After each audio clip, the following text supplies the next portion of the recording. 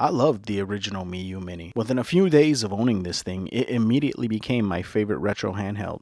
As a matter of fact, I still take it with me everywhere to this day. The OG Miyoo Mini checked off so many boxes. Compact design, nostalgic form factor, and a beautiful screen. Most importantly, affordable. The Miyoo Mini was damn near perfect. I don't think anyone could have predicted how popular this thing would have become. And as a result of that popularity, the OG Miyoo Mini was notoriously hard to come by. Then there came the issue with the screen manufacturer, and that pretty much made it impossible to get. The solution to all of those things being what I have in front of me today, the Miyoo Mini Plus aims to fix the few things that were flawed with the original Mini and combat the supply shortages that prevented people from getting theirs. The Miyoo Mini Plus may have a larger screen and an overall larger size, but does it have the same charm that the OG had? Let's find out.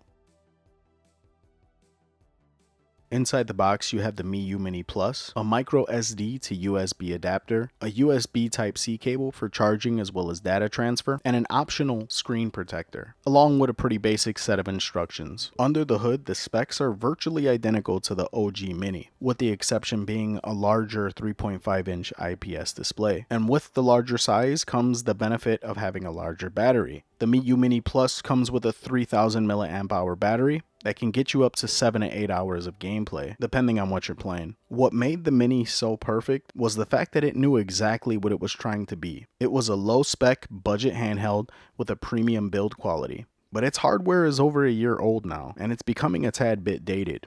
So just be aware you're not really getting a performance upgrade if you already own an original Miyoo Mini. The build quality is every bit as good as the original. You have an excellent D-pad, and the buttons are damn near perfect. One massive improvement are the back buttons. That was my biggest issue with the original Mini. I was constantly accidentally pressing a back button, or when I actually needed to utilize one in-game, oftentimes I'd hit the wrong one or hit two of them at the same time. The back buttons on the Miyoo Mini Plus are just right. The user interface is exactly the same as the original, which is a good thing. I really like the way it was all set up. All of the pre-installed emulators from the original are present, with one exception being you have a few more options for improved Sega Genesis emulation.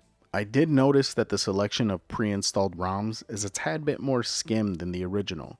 Why exactly this is, I'm not sure. I have a few guesses, but I'm not going to assume anything. Regardless, you still have a wide variety of pre-installed games to play. Not to mention, you can always add your own. The Mini Plus is infinitely more comfortable to hold, while still managing to be pocket-sized and compact.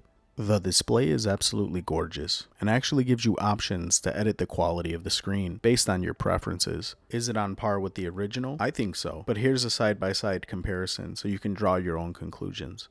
Performance-wise, similar to the OG, it knows exactly what it's trying to be. It's loaded with arcade classics, a lot of which will allow for multiplayer via Wi-Fi if you and a friend both have a Miyoo Mini. It runs all of your 8-bit and 16-bit emulation perfectly. The upgrades to the Sega Genesis performance are really noticeable and appreciated. PlayStation 1 performance is on par with the original, which was really strong to begin with, and the experience is made even better with the larger back buttons and screen. And of course, where I feel this thing really shines is being able to play all of your retro handheld games. There are so many Game Boy Color and Game Boy Advance games that are a sight to behold on the Miyoo Mini Plus. Once again, you're not going to get super high-end performance out of this thing, but what it does do, it does really, really well. So the question now is, who is the Miyoo Mini Plus made for? Well, it's for someone who wanted an OG Mini but was unable to get their hands on one. It's someone who's looking for a pocket-sized arcade/16-bit beast that also dabbles in PS1. If you have an OG Mini lying around and you're happy with it, you can probably skip this one because, like I previously stated, it's not a performance upgrade.